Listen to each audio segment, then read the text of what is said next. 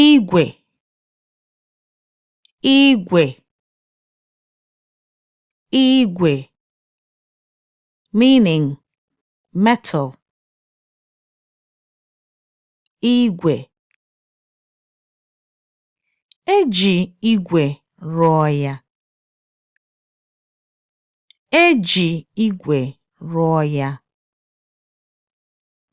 Eji igwe rụọ ya. It was built with metal.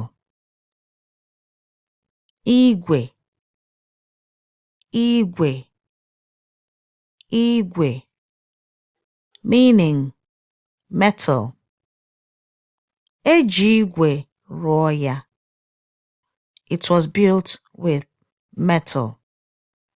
Igwe, meaning metal.